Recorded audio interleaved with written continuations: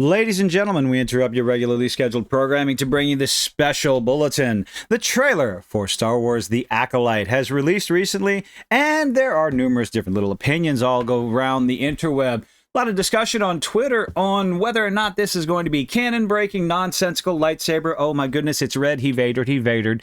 And leave it up to games journalists, entertainment journalists, just to have the most wonderful takes on the controversy surrounding the Acolyte trailer. And this one comes from Forbes and the wonderful Paul Tassi. Sorry. The first Acolyte controversy is absurd, because of course it is, because you said so, even for Star Wars fans. Oh, even for Star Wars fans. Which Star Wars fans? Disney Star Wars fans? Prequel Star Wars fans? OG Star Wars fans? Which ones are you talking about, Paul? Because no one can seem to agree. He has different excuses, different things, all this other stuff. Referring to, most of this controversy is referring to the line from Ki-Adi-Mundi in Episode 1. The Sith have been extinct for a millennium. Now, let's see what good old Paul has to say about this. I bet he debunks it. I bet he does. Can't you wait? Aren't you excited? The Acolyte has received both its first trailer and release date, June 4th, will be going up against House of the Dragon. I do feel sorry for it. As the new Star Wars project will arrive rather soon on June 4th, 2024. The trailer showed off what essentially seems to be a Sith serial killer. So you are using the words that fans have a problem with. Sith. So you already know, it appears to be a Sith serial killer hunting down Jedi in an effort to fix an imbalance of power between Force users. I don't even think it's going to be remotely as interesting as that. And there may be some amount of revenge in there too, for all we know, except the Sith have been extinct for a millennium. If you didn't know, because the trailer doesn't tell you, the Acolyte takes place during the High Republic era, that so popular, successful run of books and comic books and toys. Wait, no, toys. There weren't any toys. Run of Disney Star Wars. I bet you've heard of it, haven't you? Well, it takes place roughly 100 years before the events of The Phantom Menace, which would put Ki-Adi-Mundi's statement of been extinct for a millennium. That's 1,000 years, boys and girls. For those in the back who didn't hear.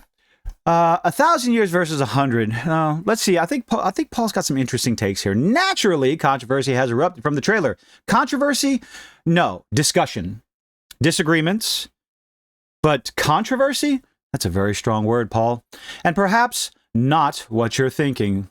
What we're thinking? What you were thinking. I said it right. While I'm sure there are, quote, woke accusations somewhere out there about its Asian and black leads, which there are actually none. They're not there. They don't exist. Paul, you're making shit up in order to get under people's skin, to sling names, but what can you expect from mainstream journalism? And that's not what is being discussed the most. Wait, it's not being discussed at all. Rather, that would be the idea that the show is retconning existing Star Wars lore by having the Sith in this time period. And you would be correct. Those discussions, those criticisms would be completely and totally correct. Because the Sith were thought to be extinct for a millennium, 1,000 years. Sure. Old Palpy's was hiding in the shadows, hiding his power, hiding the dark side from any Jedi prying eyes or prying abilities. Hiding in the shadows, not running around, throwing his lightsaber through a forest to cut down a bunch of trees. They weren't doing that. Did I mention they were hiding?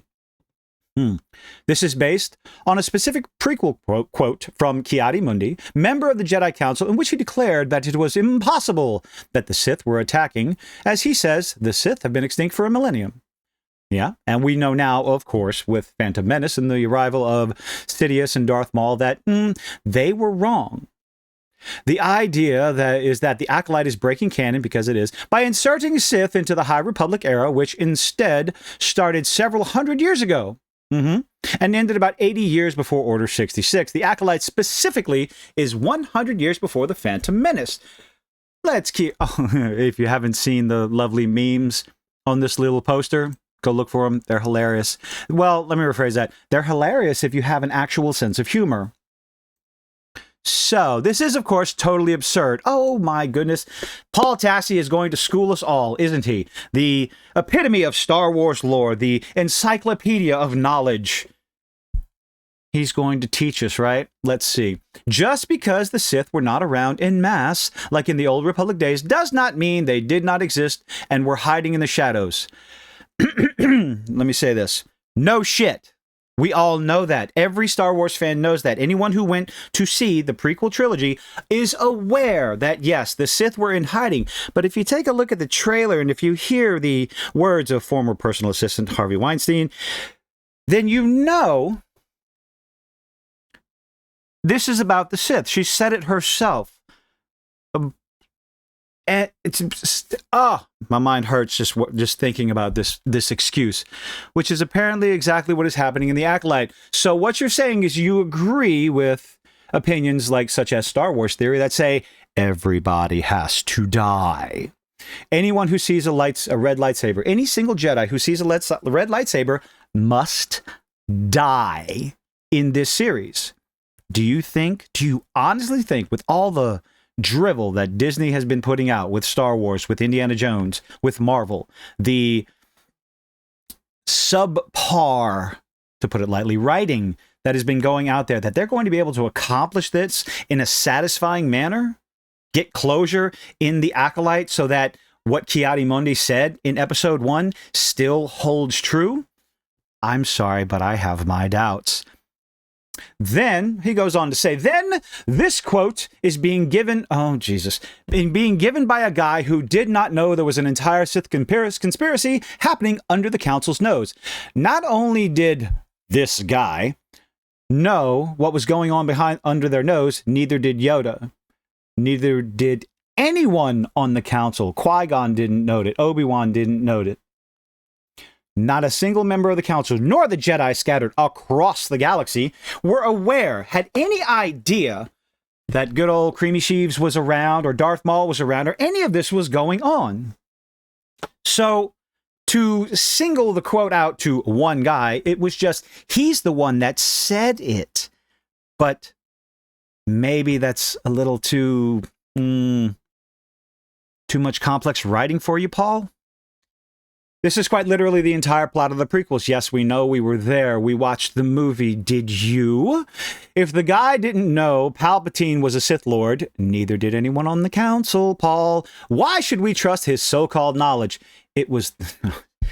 This is gaslighting 101, ladies and gentlemen. Get your readers, get everyone to believe that it was only one single person on the Council that said, well, the Sith haven't been seen in a millennia. They've been extinct for a millennia. Therefore, it was only one guy that said it, right? So this one individual was wrong, and everyone was trusting his single solitary word. It wasn't the fact the entire Council and Jedi across the galaxy were believing that the Sith were gone.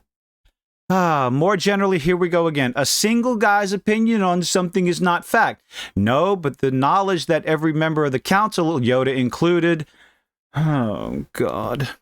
One guy. The Acolyte is actually poised to bring some old stuff back into canon. Like what? Oh, that's true.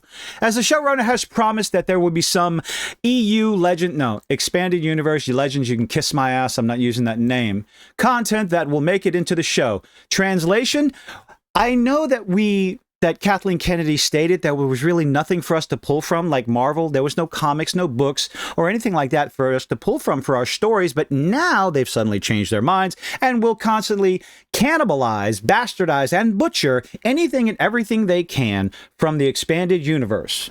Besides making Thrawn an absolute incompetent tit in Ahsoka, but taking different stories and replacing Luke Skywalker with Rey, because we all know that's what's going to happen. This constant gaslighting, blaming fans, and just calling you're canon, it's canon. I don't even know. I'm so frustrated right now, I can't even think straight, but that's enough of this video. Paul Tassi, you are an ignorant tit, constantly trying to gaslight fans into believing something that's not real. We all know what happened in episode 1. We understand that the Sith were hiding in the shadows, but the Acolyte makes it look like, well, honestly, they're not hiding anymore.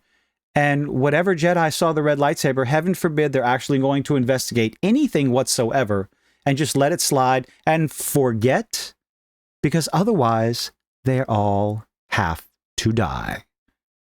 But let me know what you think in the comments. Leave a like, leave a dislike, do all those nifty little things us YouTubers beg you to do. And I hope to see you on the next one. Bye-bye.